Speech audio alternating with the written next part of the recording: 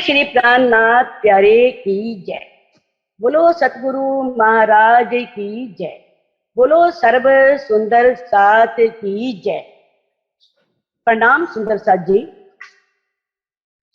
प्रथम लागू दो चरण को, धनी ए न छुड़ायो किन। लाख तली लाल एड़ियां, मेरे जीव के यही जीवन। इन चरण तले पड़ी रहूं, धनी नजर खोलो बातन। पलना वालों निर्कु नेत्रे, मेरे जीव के यही जीवन। मेरे जीव के यही जीवन। प्राणाधार आत्म संबंधी राज्य के लाडले प्यारे सुंदर साथ जी, अभी तक जो हमने बात की कि परब्रह्म एक है और किस तरह से दुनिया अज्ञानता में है और किस तरह से उसमें सारी प्रमाण दिए गए कि कलयुग में 28वें कलयुग में पूर्ण ब्रह्म परमात्मा आएंगे। और कल हमारी बात हुई थी कि इस जागनी ब्रह्मांड में जो वो प्रमाण दिए गए थे, तो उन पूर्ण ब्रह्म परमात्मा का जो आने का कारण था या मां कारण था, वो क्या था। तो अब उसके पश्चात हम बात करते हैं, वो हम जागनी ब्रह्मांड में जो तीसरा ब्रह्मांड बना, अब ये जागनी का ब्रह्मांड, ये बात हम कल रखेंगे। लेकिन इससे पहले हम बात करते हैं कि उस परमात्मा की प्राप्ति के मार्ग कौन कौन से हैं, उनके साधन कौन कौन से हैं। तो सुंदर साथ जी, पहली बात तो यह है कि कोई बहुत कम लोग हैं जो परमात्मा के पाने के लिए इच्छुक हैं, अग्रसर हैं। अब देखो, 80 करोड़ की जनता है हिंदू समाज, 80 करोड़, जिसमें से 40 करोड़ तो अभी जड़ और मूर्तियों की पूजा ही कर रहे हैं। अब देखो, क्या जड़ मूर्तियों की पूजा से परमात्मा की प्राप्ति हो सकती है? अभी ये बात आप आगे जानेंगे कल कि किस तरह से धनदेव चंद जी ने किस तरह से मूर्ति पूजा की, परिक्रमा की, लेकिन उन्हें कोई उपलब्धि नहीं हुई। तो ये मूर्ति पूजा से कुछ भी हासिल नहीं होने वाला, क्योंकि वहां ज्ञान तो मिलता नहीं। वो हम क्यों जाते हैं? मंदिर, मस्जिद या गुरुद्वारा, जहां भी जिसकी आस्था है, चाहे मस्जिद, मोस्टली सबका लक्ष्य क्या होता है कि अगर नहीं कहे कोई अनर्थ ना हो जाए। हमारे मन में एक भय होता है, डर होता है। बच्चा पेपर देने जा रहा है कि अगर मंदिर में मत्था नहीं टेका तो पेपर ना गलत हो जाए। बिजनेस करने जा रहे हैं, कहीं बिजनेस में घाटा ना हो जाए। या फिर हम व्यापार करते हैं कि हमारा ये काम बन जाए, हम तुम्हें इतने का चढ़ावा देंगे, इतने का प्रसाद चढ़ाएंगे। हम परमात्मा से भी व्यापार करते हैं। अब देखो, कबीरदास जी क्या कह रहे हैं। कबीरदास जी कह रहे हैं, पाथर पूजे हरि मिले, तो मैं पूजू पहाड़, ताते ये चाकी भली, पीस खाए संसार। अगर पत्थर पूजने से परमात्मा की प्राप्ति होती हो, तो हम तो पत्थर के पहाड़ की पूजा कर लें। कहते हैं उस पत्थर की मूर्ति से जो व्यक्ति के द्वारा बनाई हुई है, क्या भला है? चाकी, एक चक्की जो कम से कम आटा तो पीसती है, और किस तरह से सब उसका आटे का सेवन करते हैं, उपभोग करते हैं। कहते हैं मस्जिद के बारे में क्या कह रहे हैं, काकर पातर जोड़कर मस्जिद लई बनाए, ता चढ़ी मुल्ला बाग दे, क्या बहरा हुआ खुदाए। कि व्यक्ति क्या करते हैं, कंकड़ पत्थर जोड़े और मस्जिद बना ली, और उसके ऊपर चढ़ के क्या कहते हैं, ला इलाहा इल्लल्लाह मोहम्मदुर रसूलुल्लाह। क्या इस तरह से परमात्मा की प्राप्ति हो जाएगी? तो इन साधनों से परमात्मा की प्राप्ति नहीं हो सकती। देखो, छोटी सी एक कहानी के माध्यम से मैं इसको बताती हूँ। किस तरह से एक पढ़ी लिखी लड़की थी, उसने MA BEd, एक गांव में उसकी शादी हो गई। तो उसकी सास बोली कि बेटा चल मंदिर चलते हैं। अब सास की बात को कैसे मना कर दे, उसकी आस्था तो नहीं थी, लेकिन वो अपनी सास से कहने से मंदिर चली गई। अब मंदिर में जाती है तो सास से कहती है कि बेटा ये गौ माता है, इसके ना चरण स्पर्श करो। कहती है माता जी गौ माता है, मैं जल्दी से बर्तन लेके आती हूँ, इसका दूध निकालते हैं। सास कहती है पागल कहीं की, क्या ये गाय दूध देगी? ये तो पत्थर की गाय है, ये दूध नहीं दे सकती। अब आगे एक शेर आता है, ओहो शेर आ गया, शेर आ गया, एकदम डर जाती है बहुत। कहती है पता नहीं कैसी मूर्ख बहू ले आई हूं मैं, ये पत्थर के शेर से भी डर रही है। बताओ ये पत्थर का शेर तेरा क्या कर लेगा भाई? तो वो कहती है कि है माता जी, जब पत्थर का शेर हमें खा नहीं सकता, ये पत्थर की गाय हमें दूध नहीं दे सकती, तो ये पत्थर की देवी हमें क्या पूरा कर देगी, क्या हमारी मनोकामनाएं पूर्ण कर देगी? इससे अच्छी तो मेरी आप माता हैं, देवी हैं, कम से कम आपकी सेवा करूंगी तो आप मेरे दुख दर्द में तकलीफ में काम तो आएंगी। तब उसकी सास को समझ में आता है कि वास्तव में मेरी बहू समझदार है।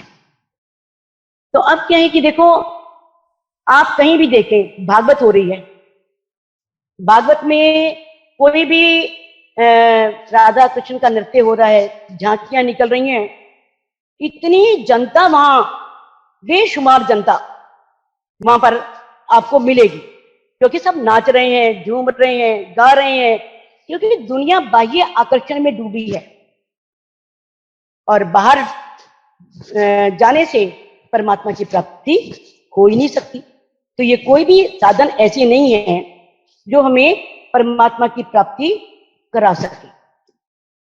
अब इसके अलावा जो भक्ति मार्ग है, जो नारद सूक्त में बताया गया है कि परमात्मा को पाने का एक मार्ग भक्ति मार्ग भी है, वो कौन सा है?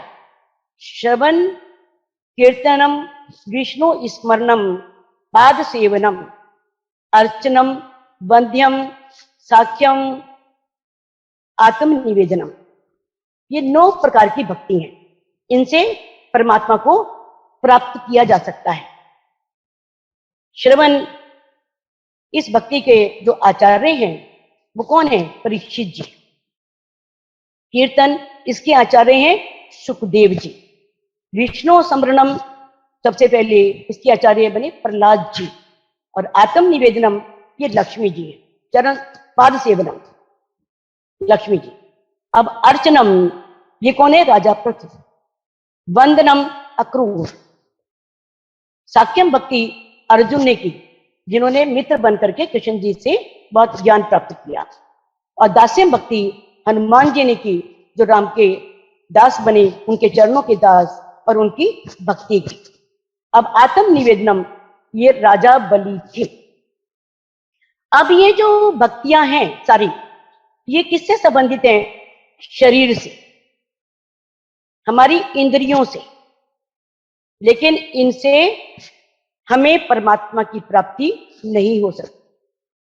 ठीक है, विष्णु जी या इस ब्रह्मांड के मालिक जो हैं, वो उन्हें हम भले ही प्रसन्न कर लें, लेकिन अगर हम परब्रह्म को पाना चाहते हैं, परमात्मा को पाना चाहते हैं, तो इनसे प्राप्ति नहीं हो सकती। ये क्या है? ये सबसे पहला मार्ग है परमात्मा को पाने का, पिपीलिका मार्ग, जिसे बोलते हैं कीटी का मार्ग, जिसे बोलते हैं कर्म कांड। इस कर्म कांड की भक्ति के द्वारा परमात्मा की प्राप्ति असंभव है। अब दूसरा मार्ग कौन सा है? जो पतंजलि का राजयोग है। ये कौन सा मार्ग है? कपिल मार्ग। जिस तरह से एक बंदर होता है, बंदर उछल करके एकदम वृक्ष पर चढ़ जाएगा। अब राजयोग में बहुत से योग आते हैं जिसमें व्यक्ति सिद्धियां प्राप्त करता है। सबसे पहले हम जप योग को ही ले लेते हैं। क्या करते हैं? व्यक्ति माला लेते हैं और माला से जप करते हैं परमात्मा का, राम राम राम राम राम राम, राधा कृष्ण, जिसका भी जो नाम है, इष्ट है, उसका वो जाप करते हैं। यह हमारे भी संप्रदाय में ये परंपरा चल पड़ी है, राज राज राज करते हैं। खूब माला का जाप करते हैं। देखो इसके बारे में कबीर दास जी क्या कह रहे हैं, कहते हैं माला फेरत जुग भया, गया ना मन का फेर, कर का मन का चाड़ी के, मन का फेर। कि माला फेरते हुए चाहे युग बीत जाए, फिर भी मन का फेर कभी भी दूर नहीं होता। इसलिए अपनी हाथ की मालाओं को छोड़ दो, मन की माला को जपो, तब परमात्मा तुम्हें मिलेंगे। मन की माला, अपने मन की माला से उस परमात्मा से मिलो। तो अब आगे उन्होंने देखो क्या कहा है इसी के बारे में, कहते हैं माला तो कर में फिरे, जीव फिरे मुखमाई, मनवा तो 10 दिशा फिरे, यह तो सुमरन नहीं। अब माला तो हमारे हाथ में घूम रही है, हम कर रहे हैं राज राज राज, या कोई भी अपना मंत्र का जाप कर रहे हैं, और क्या हो रहा है, जीभ मुख में घूम रही है, मन के हाथ में घूम रहे हैं, और मन हमारा कहीं और घूम रहा है। अरे वो काम करना है, अरे ये काम करना है, आज यहां भी जाना है, आज वहां भी जाना है, ये काम भी छूट गया। इस तरह से जो हमारा मन है वो 10 दिशाओं में घूम रहा है। तो ये तो कोई सुमरन नहीं है। क्या ब्रज में गोपियों ने कभी माला जपी थी? माला तो नहीं जपी थी ना उन्होंने। तो माला के जाप से भी कभी परमात्मा मिलने वाला नहीं है। तो ये जप योग भी परमात्मा की प्राप्ति में सहायक नहीं है। अब है मंत्र जप, मंत्र योग। अब मंत्र योग में क्या होता है, मंत्र योग में सभी अपने मंत्रों का जाप करते हैं, जिनका जो भी मंत्र है जाप करते हैं। जैसे महामृत्युंजय जप है, जब किसी पर कोई संकट आता है, शिव के भक्त हैं, ये देवी देवताओं के भक्त हैं, वो अपने घर में क्या करते हैं, महामृत्युंजय जप कितनी कितनी बार करते हैं। तो मंत्रों का जाप करते हैं, मंत्र योग करते हैं। जैसे हमारे यहाँ भी होता है कि हमने इतनी मालाएं पढ़ ली, 1008 जप किए, इतने, यानी कि इससे हमें प्रतिष्ठा मिल सकती है कि फला जगह इतनी बार तारतम मंत्र का जप हुआ, इतने। लेकिन क्या हम मुख से बोलते रहें, अंदर प्रेम ना हो, इश्क ना हो, तो क्या परमात्मा की प्राप्ति हो जाएगी? अगर हम शक्कर शक्कर शक्कर बोलते रहें, तो शक्कर कहने से क्या हमारा मुंह मीठा हो जाएगा? जब तक हम शक्कर को चखते नहीं, तब तक हमारा मुख मीठा कैसे होगा? तो खाली मंत्र जाप से भी, अगर हम मंत्र का जाप करते रहें कि चलो कुछ और नहीं होता, ध्यान तो लगता नहीं, चलो 4-5 मालाएं फेर लेते हैं, और जितनी मालाएं जपते हैं उतनी बार हम झूठ बोलते हैं, क्योंकि हम वो करते तो नहीं, हम उस पर पूरे तो उतरे नहीं। तो मंत्र जप भी, परमात्मा के मंत्र योग भी परमात्मा की प्राप्ति में सहायक नहीं है। अब एक है हठ योग, जिसमें बहुत सी क्रियाएं आती हैं, जैसे लेती है, धोती है, त्राटक है, कपालभाति है। तो इसके द्वारा अंतस्करण की शुद्धि तो होती है, इनसे भी परमात्मा की प्राप्ति नहीं होती। अब देखो, अपने एक महात्मा थे जो रामकृष्ण जी के समय में थे। तो उन्होंने क्या कहा कि एक खेत में उन्होंने गड्ढा खुदवाया, गड्ढा खुदवा करके उसके अंदर एक बक्सा रखवा दिया, और उसमें वो लेट गए। और उन्होंने क्या किया, अपने प्राण को, अपने श्वास को 10वें द्वार में स्थित कर दिया।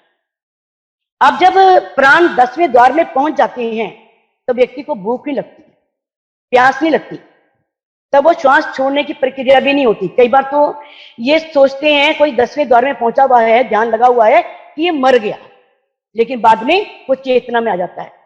अब उन्होंने कहा कि ये अपना बक्सा बंद कर दो और इस पर खेती करवाओ। अब खेती करवाओ, और चने की खेती होनी थी कि जब वो चने की फसल कट जाए तब मुझे अंदर से निकालना और मेरे शरीर की मालिश करना, मैं जीवित हो जाऊंगा। अब उन्होंने ऐसा ही किया। उन्हें इस तरह से खेत के अंदर रख दिया। खेती जब फसल कट गई, खेती हुई, फसल हुई, कट गई, तो उन्हें निकाला गया। अब जब निकाला गया, उनके शरीर की मालिश की तो उठ खड़े हुए। सारी जनता वाह वाह वाह करने लगी, बहुत प्रसन्न हो गई। ये तो बहुत बड़े योगेश्वर हैं। 3 महीने इन्होंने खाया नहीं, पिया नहीं, कुछ नहीं किया, लेकिन फिर भी जीवित हैं। यानी कि लोग उनकी पूजा करने लगे, उन्हें परमात्मा मानने लगे। लेकिन क्या हुआ, उसी थोड़ी देर के पश्चात एक कुंवारी कन्या के पीछे उसके प्रेम में फंस गए और उसका अपहरण करके गांव से भाग गए। तो कितनी बदनामी हुई। क्या हठ योग से विवेक मिला? क्या हठ योग से उसे कभी कोई भी किसी तरह की प्राप्ति हुई? प्राणनाथ जी क्या कह रहे हैं? कहते हैं आगम भाखो, मन की परखो। कहते हैं मृतक को जीवित करो, पर शून्य न छोड़ी के, पर घर की न पावे गम। कहते हैं अगम भाखो, चाहे तुम भविष्य की बातें जानने लगो योग के माध्यम से।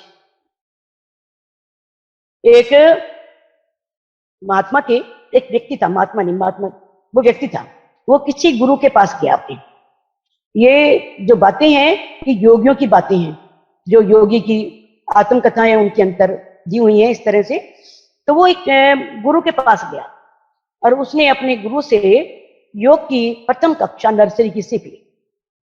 क्योंकि योग में क्या होता है, आप कहीं भी ध्यान को एकाग्र करते हो तो आपको वो सिद्धि प्राप्त हो जाती है।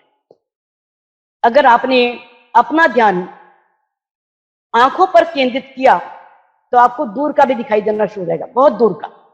आप बैठे बैठे बोल सकते हो, आप बैठे हो कहीं भी, आप सहारनपुर में बैठे हो, लेकिन आप क्या है बताओगे कि बॉम्बे में इस समय ये हो रहा है, कलकत्ता में ये हो रहा है, क्योंकि वो भविष्य की बातें जान लेते हैं, क्योंकि उन्होंने सिद्धि प्राप्त। अगर हम अपने नाभि कमल में अपने ध्यान को केंद्रित करते हैं तो क्या कर सकते हैं, हम पूरे आकाश में, पूरे ब्रह्मांड में घूम सकते हैं, कहीं भी जा सकते हैं। अगर अपना ध्यान हम कानों पर केंद्रित करते हैं तो हम कहीं दूर की आवाजों को भी, यानी कि जो भी ऐनद बाजे हैं जो ध्यान में बताया जाता है, जो सुनते हैं, यानी कि ओशो धर्म में यही है, वहां ध्यान लगाते हैं तो उन्हें ये 10 तरह के बाजों की आवाज सुनाई देती है। तो वो व्यक्ति इस ध्यान इस क्रिया के द्वारा कानों पर अपना ध्यान निरंतर केंद्रित करके उनकी आवाजों को सुन सकता है। तो इस तरह से जहां पर भी अपने ध्यान को एकाग्र किया जाए तो वहां व्यक्ति अपनी सिद्धि प्राप्त कर लेता है। तो सिद्धियां मिलती हैं लेकिन परमात्मा की प्राप्ति नहीं होती। अब उसने भी सिद्धि प्राप्त की, उसने बच्चे ने नर्सरी कक्षा यानी कि नासिका के अग्रभाग पर उसने अपना ध्यान एकाग्र किया। जैसे ही उसने अपना ध्यान एकाग्र किया तो वो भविष्य की बातें सब उसे सोचने लगे, सब दिखने लगे, दूर दूर से लोग आने लगे, उनकी सारी बातें सच्ची होने लगी। अब भी आपने बहुत देखा होगा कि कोरोना आया है जब, तो आपने देखा होगा कितनी यूट्यूब पे आ रहा है कि इसने ये भविष्यवाणी की है, इसने ये भविष्यवाणी की है, इसकी ये भविष्यवाणी सत्य हुई है, और इस बच्चे ने ये कहा। बहुत सी इस तरह की आती रहती खबरें। तो उसने भी इस तरह से सारी उसकी बातें सत्य होने लगी। सारे लोग बहुत खुश, बहुत चढ़ावा आने लगा। शाम तक इतना चढ़ावा कि नोट गिनने मुश्किल हो जाते थे, इतना रुपया उसके पास हो गया। लेकिन इसी बीच में जब बताया है ना कि लक्ष्मी जी जो है उनकी सवारी उल्लू है, उल्लू सवारी नहीं है, ये अलंकार है। ये अलंकारिक अर्थ है कि जिस व्यक्ति के पास धन अधिक आता है तो वो व्यक्ति अंधा हो जाता है, उसे नशा हो जाता है धन का, फिर वो गलत मार्ग पे चल पड़ता है। अब वो व्यक्ति भी क्या हुआ, गांजा खाने लगा। अब गांजा का जैसी उसे लत पड़ी तो उसे गांजा की लत पड़ने से अब क्या होता है कि उसकी साधना छूट जाती है। अब जैसे ही साधना छूटी तो उसका क्या हुआ, उसकी सिद्धि खत्म हो गई। अब वो अपने गुरु के पास आया, रोने लगा कि मेरे साथ तो बहुत बुरा हुआ, मैं तो सारी सिद्धि प्राप्त कर ली थी, लेकिन मैंने गांजा शुरू किया और मेरी सारी सिद्धि चली गई। अब लोगों ने आना छोड़ दिया। जब मेरे पास इतने रुपए आया करते थे, अब मुझे कोई भिक्षा भी नहीं देता। तो क्या जाना इससे आपने कि ये सब चमत्कारिक जो लीलाएं हैं, लोग चमत्कार के पीछे भागते हैं।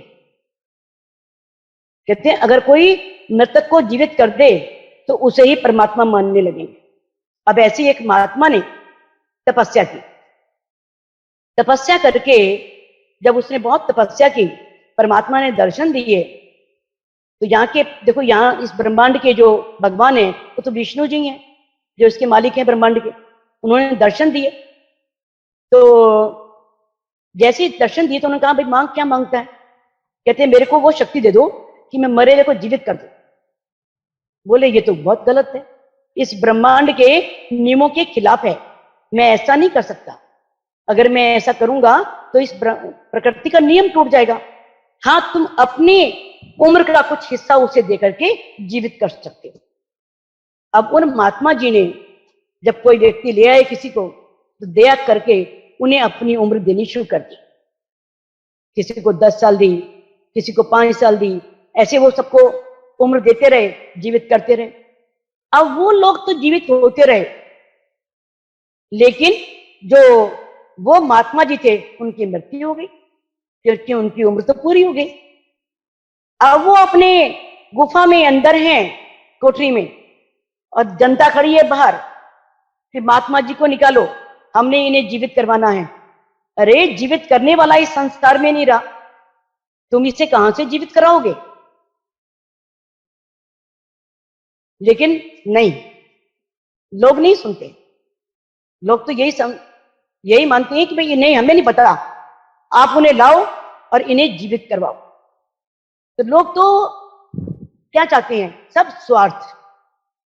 जहां भी अपना स्वार्थ पूरा हो रहा है, चाहे कोई भी गुरु हमें ये बता रहा है कि मैं कुछ नहीं हूं, क्योंकि कोई भी गुरु जब नाम देता है तो वो यही कहता है कि मैं एक पंडित कार्य कर रहा हूं। तुम्हारा जो इस समय आपका संबंध जोड़ा जा रहा है, किससे जोड़ा जा रहा है? मूल स्वरूप से, युगल स्वरूप से, तुम उनसे जुड़ो। लेकिन फिर भी सब तन के पीछे पड़ जाते हैं, तनों को ही परमात्मा मान लेते हैं, क्योंकि हमें नहीं पता परमात्मा का, हमें तो आपसे ज्ञान मिला है, हम तो आपको ही सब कुछ मानते हैं। अब वो बता रहे हैं तो क्यों नहीं जुड़ते उस परमात्मा से? तो इन जितने भी आगे नाद योग है, लय योग है, बहुत सारे योग हैं इस तरह के। अब इन योगों के द्वारा सिद्धियां प्राप्त हो जाती हैं, लेकिन परमात्मा की प्राप्ति नहीं होती।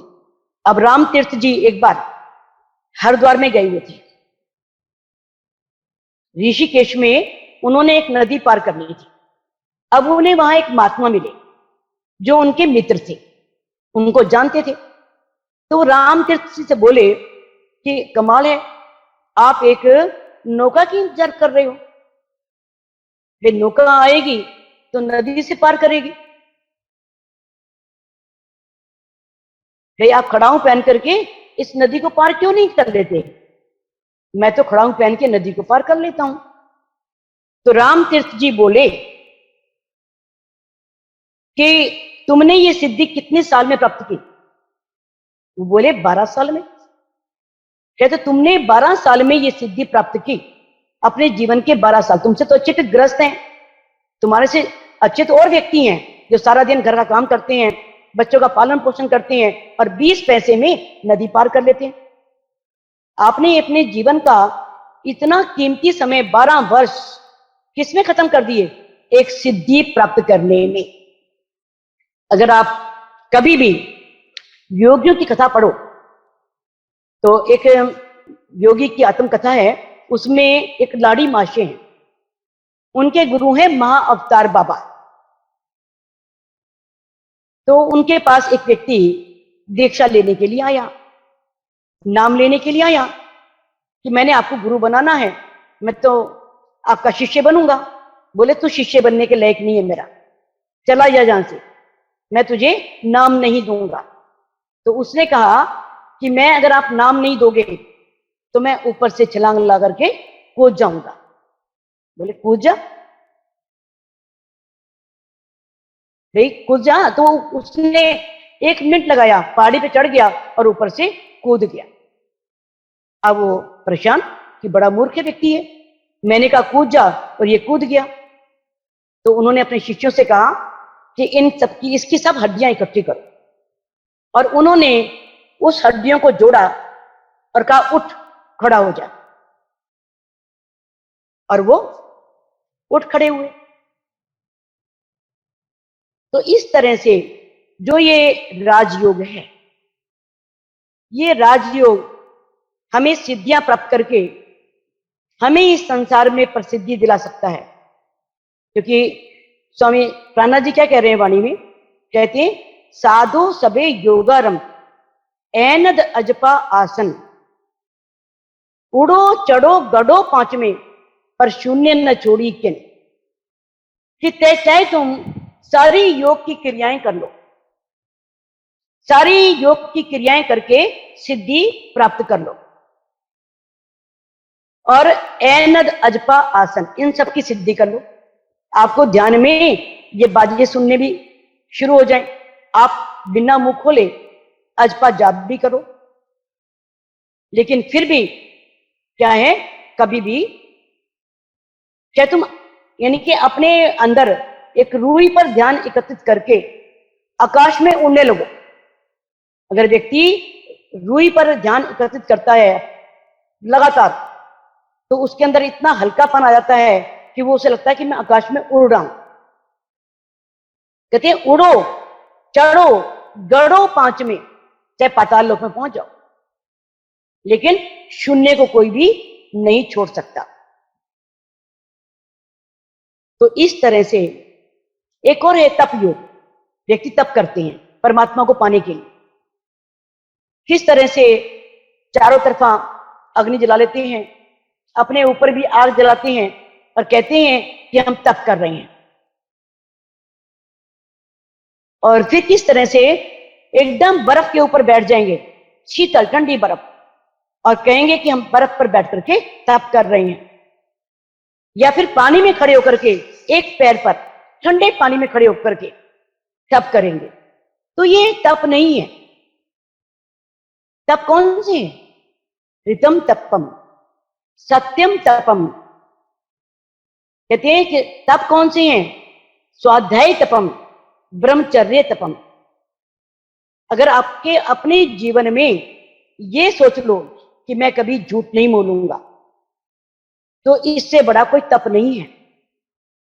क्या है? सांच बराबर तप नहीं, झूठ बराबर पाप। जाके हृदय सांच है, ताके हृदय आप। फिर भी कुछ थोड़ा ऊंचा जाया जा सकता है इस तप के द्वारा, अगर हम ये तप करते हैं। अगर हम रितम तप, क्या होता है रितम तप? रितम वो सत्य है जिसे कोई परिवर्तित नहीं कर सकता, जो हकीकत है, वास्तविकता है। और स्वाध्याय तप, क्योंकि स्वाध्याय का तप जब करते हैं, अच्छे अच्छे धार्मिक पुस्तकों को पढ़ते हैं, तो हमें बहुत आत्मज्ञान मिलता है, हम बहुत कुछ अच्छी जानकारियां प्राप्त करते हैं। इस तरह से एक ब्रह्मचर्य भी तप है। ये भी कई तरह का है, शारीरिक भी है, आत्मिक भी है, मानसिक भी है। कई लोग शरीर से ब्रह्मचर्य बन जाते हैं कि हम विवाह नहीं करेंगे, लेकिन उनकी तृष्णाएं नहीं मरती, इच्छाएं नहीं मरती। तो ऐसे ब्रह्मचर्य से कोई लाभ नहीं। कोई मन में संकल्प करते हैं कि हम ब्रह्म के रास्ते पर चलना शुरू करें, हम ब्रह्म की प्राप्ति के मार्ग पर चले। और कोई जो है क्या करते हैं कि उसको पाने के लिए बहुत प्रयत्नशील रहते हैं। अब देखो, मैं एक छोटी सी एक बात इसमें आपको बताना चाहूंगी, फिर उसके बाद हम वो शुरू करेंगे कि जो परमात्मा की प्राप्ति के लिए योग है, कौन सा योग है, कौन सा साधन है, जो गीता में कृष्ण जी ने अर्जुन से कहा। एक व्यक्ति था, उसे ईश्वर के बारे में पता लगा, अब उसे लगा कि मैंने ईश्वर को प्राप्त करना है, लेकिन सच्चाई तो यह है कि किसी को ईश्वर की प्राप्ति का मार्ग अभी तक पता ही नहीं। भटक रहे हैं लोग, उन्हें पता ही नहीं कि ईश्वर किस तरह से प्राप्त होता है, परमात्मा की प्राप्ति किस तरह से होती है। अब वो एक मंदिर में गया, मंदिर में कहता है कि मेरे को ईश्वर की प्राप्ति का मार्ग जानना है। पंडित कहता है दक्षिणा दो। दक्षिणा दे दी। अब दक्षिणा दी तो उसने कहा भाई ये परमात्मा है। कहते तो जड़ है, मूर्ति है, इनसे क्या ज्ञान मिलेगा मुझे? मुझे तो परमात्मा की प्राप्ति का मार्ग जाना है, मार्ग ढूंढना है। तो कहते हैं फिर यहां से 2 योजन दूरी पर एक पहाड़ी है, वहां पर एक संत रहते हैं। आप उन संत के पास जाओ। जब वो संत के पास जाओगे तो वो तुम्हें परमात्मा की यानी कि ईश्वर की प्राप्ति का मार्ग बताएंगे। अब वो बेचारा दोपहर हो गई थी, अपने घर चला गया। 2 योजन इतनी दूर है तो कल जाऊंगा सवेरे। अब उसने सुबह सुबह अपना भोजन लिया और परमात्मा की प्राप्ति के लिए निकल पड़ा। तो अब जब वो 2 योजन चल करके इतनी दूर पहुंचा, उसे दोपहर हो गई, वहां उसे एक झरना मिला। उसने पानी पिया, थोड़ा भोजन खाया और फिर उसके बाद भोजन करने के पश्चात उसे एक गेरुए रंग के वस्त्र के योगी दिखाई दिए। तो उन्होंने उससे पूछा कि आप ही वो योगी हो उस गुफा में रहने वाले? कहते हाँ मैं ही हूं। तो मुझे ईश्वर की प्राप्ति का मार्ग बताइए। मुस्कुरा दिए, हंसने लगे कि ये ईश्वर की प्राप्ति का मार्ग जानना चाहता है। तो कह दिया कल आना। क्योंकि जो आत्मदर्शी होता है, आत्म अन्वेषी होता है, या परमात्मा को पाने की जिसके अंदर लगन होती है, उसके अंदर कितना धैर्य होता है। वो 2-3 दिन बेचारा भूखा पैसा वहीं कुछ मिल जाए तो खा ले और चक्कर लगाता रहा। अब उस संत को लगा भाई ये तो मानने नहीं वाला, अब इसे कुछ तो बताना ही पड़ेगा। अब कहते चल ठीक है, नदी में स्नान करने चलते हैं। नदी में स्नान करने के लिए ले गया। कहते तैरना आता है? कहता नहीं तैरना आता नहीं, मैं कभी तैरा ही नहीं। तो उसे पानी में छोड़ दिया। अब बेचारा हाथ पैर मारने लगा, उसे लगा मैं तो मरा, मैं तो बचूंगा ही नहीं। तब उन्होंने उसे, जब उसकी बिल्कुल लगा कि अभी इसके कई प्राण ना निकल जाएं, तो उस फकीर ने उसे बाहर निकाल लिया। तब उससे पूछा कि जब तुम पानी में गए थे और डूब रहे थे तब तुम्हें क्या याद आ रहा था? उससे कहता मुझे तो यही याद आ रहा था कि मेरे प्राण बचा ले कोई, मेरे प्राण बच जाए, और कहीं मेरा ध्यान नहीं था। मेरा एक ही विषय पर ध्यान केंद्रित था। कहते बस ईश्वर ऐसे ही मिलते हैं। अगर हम चारों तरफा अपना ध्यान दौड़ाते हैं, हम चाहते हैं माया के सुख भी मिले, माया भी मिले और परमात्मा भी मिल जाए, यानी कि हर तरह के ये, तो इस तरह से परमात्मा की प्राप्ति नहीं होती। अब देखो इन सब मार्गों से अलग जब अर्जुन कृष्ण जी से पूछते हैं तो उस परमात्मा की प्राप्ति का मार्ग क्या है, कि वो किस तरह प्राप्त हो सकता है? तो कृष्ण जी कहते हैं लभ्यस्तु पार्थ भक्त्या प्रेम लक्षणा भक्तिया, कि है अर्जुन उस परमात्मा को प्राप्त किया जा सकता है, लेकिन अनन्या प्रेम लक्षणा भक्ति के द्वारा। यानी कि अनन्या प्रेम लक्षणा भक्ति कैसी होती, क्या होती है? जिस तरह से एक लड़की है, उसका विवाह कर दिया जाए तो वो लड़की पहले अपने माता पिता से भी प्यार करती थी, भाई बहनों से भी प्यार करती थी, अपनी सहेलियों से, सगे संबंधियों से, सबसे प्रेम करती है, स्नेह करती है। विवाह के पश्चात भी अपने सास ससुर से भी सम्मान करती है, आदर करती है, और उसके पश्चात अपने देवर दिरानी नंदों से सबसे प्रेम करती है। लेकिन जो वो प्रेम है जो उसका पति से है, वो एक पति से होता है। वो प्रेम वो किसी से बांट नहीं सकती। अब देखो, जब विष्णु जी ने लक्ष्मी को बोला था, ये मैं पहले कहानी आपको सुनाई है कि मैं कृष्ण जी के तन में जन्म लूंगा, मैंने कृष्ण मेरा नाम होगा और मैं जाऊंगा इस ब्रह्मांड में और तुम भी वहां पर जन्म लोगी, तो उस समय मैं लीला करके बताऊंगा कि मैं किसकी उपासना करता हूं, मैं किसे पाना चाहता हूं। जब रुक्मणी से उनका विवाह हो रहा है, ब्रज की बात हुई तो मूर्छित हो गए। इसके पश्चात उन्होंने क्या किया कि मेरे पेट में दर्द हो रहा है, बहुत दर्द हो रहा है। उन्होंने नारद जी से कहा कि नारद जी, बस एक ही उपाय है मेरे बचने, पेट के दर्द के ठीक होने का, कि मेरा कोई भी भक्त अपने चरण धो करके अगर अपना चरणामृत मुझे देगा तो मेरा पेट का दर्द ये दूर हो जाएगा। अब नारद जी ने पहले रुक्मणी से कहा, रुक्मणी बोली ना ना ना ना, ये मेरे पति हैं, मैं इन्हें चरण धो के दूंगी तो नरकों में जाऊंगी, मैं चरण धो करके नहीं दे सकती। इसके पश्चात नारद जी ने भी नहीं अपने चरण धो करके दिए। वो जितने भी उनके भक्तों के पास गए, सबने मना कर दिया कि हम अपने आराध्य को अपना चरणामृत तो नहीं दे सकते, चरण धो करके नहीं दे सकते। जब कहीं से भी नहीं मिला तो कृष्ण जी क्या कहते हैं कि तुम अब ब्रज में जाओ, वहां गोपियां हैं, राधा हैं, उनसे जाकर के कहो। अब जैसे ही वो ब्रज में आए, उन्होंने राधा जी से मिले, राधा जी को बताया, उनसे तो सहन ही नहीं हुआ कि उनके पेट में दर्द है।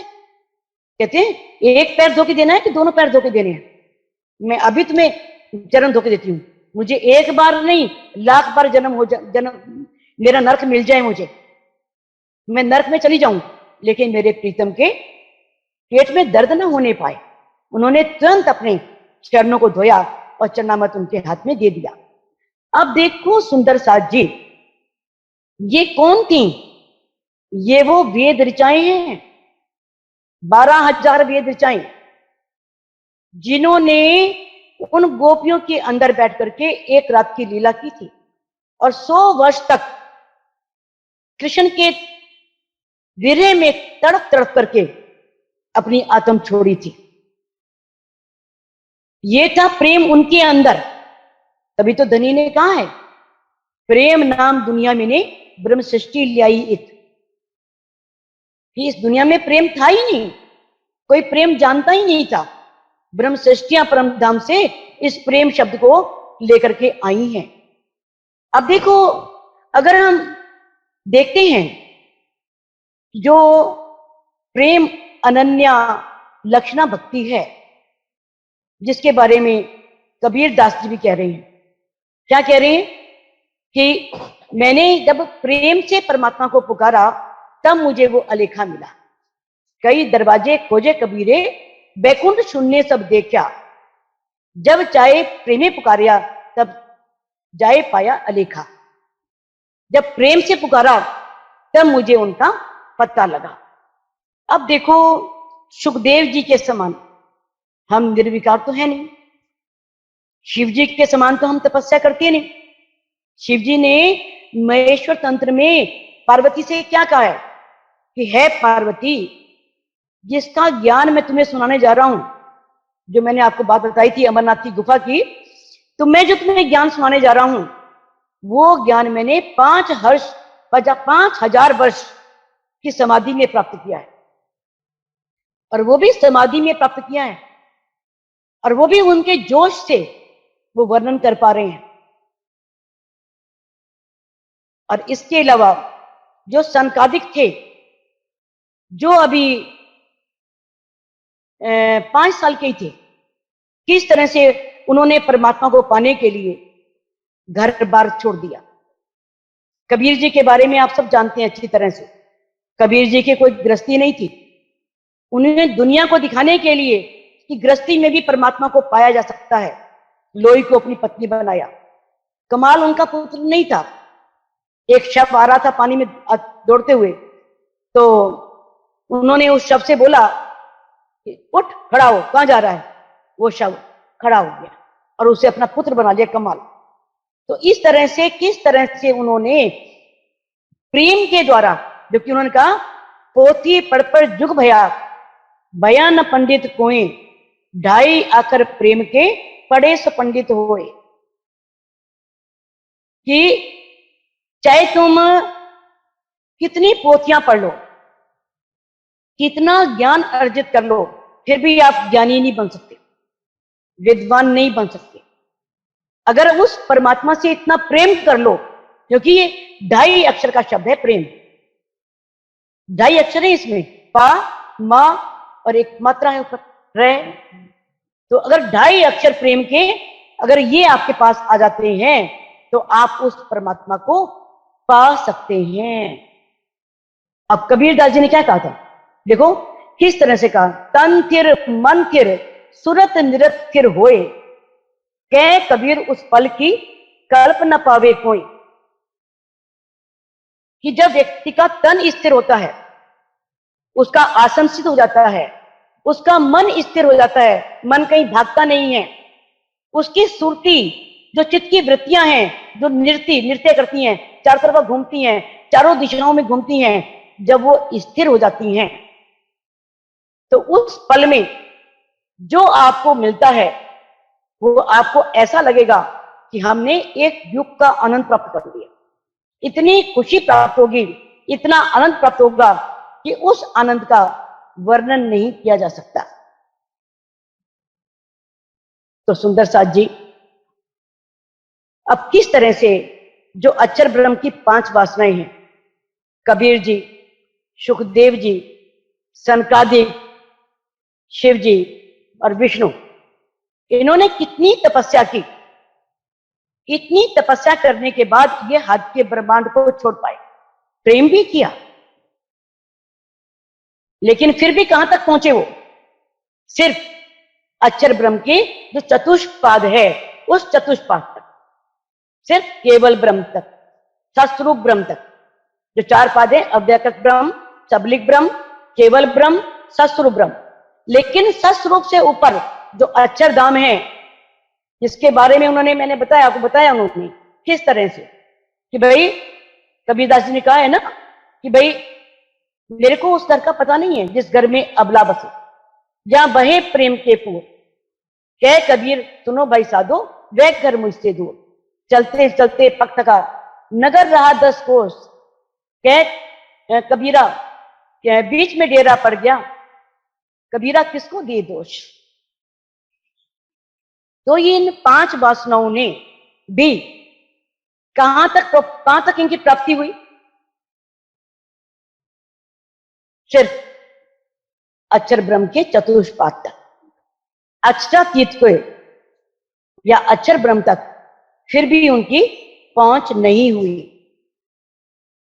तो उसे पाने के लिए हमें किस मार्ग पर चलना होगा?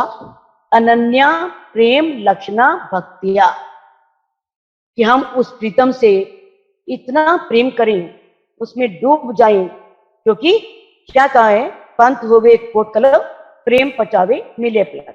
ये कौन सा मार्ग है? ये मार्ग है विहंगम मार्ग, जिसमें कौन से हैं? ईमान और इश्क 2 पर हैं।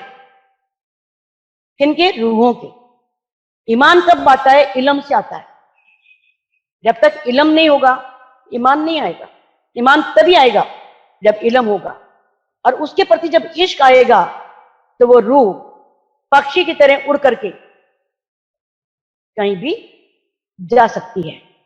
तो हम विहंगम मार्ग के द्वारा, पक्षी मार्ग के द्वारा उस परमात्मा से अनन्य प्रेम करके हम उसे प्राप्त कर सकते हैं।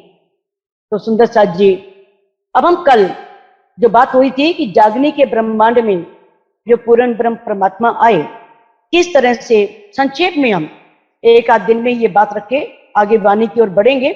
जब तक वो भूमिका नहीं बनेगी तो आपको वाणी भी जो है श्री कुलजम स्वरूप वाणी, जो ब्रह्म वाणी है, जो पूर्ण ब्रह्म परमात्मा जी के खुद मुख से अवतरित हुई है, जो उन्होंने खुद इंद्रावती जी के अंदर बैठ करके लिखवाई है, उसका ज्ञान आप प्राप्त कर सकेंगे।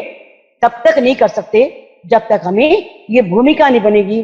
किस तरह से वो देवापी और मरु राजा दोनों यहाँ पर आए और उनके तन से पूर्ण ब्रह्म परमात्मा ने लीला की, के साथ में अपने शब्दों को यहाँ पर विराम देती हूँ। प्रणाम सुंदर साथ जी, आप सबके चरणों में मेरा कोटान कोट प्रणाम।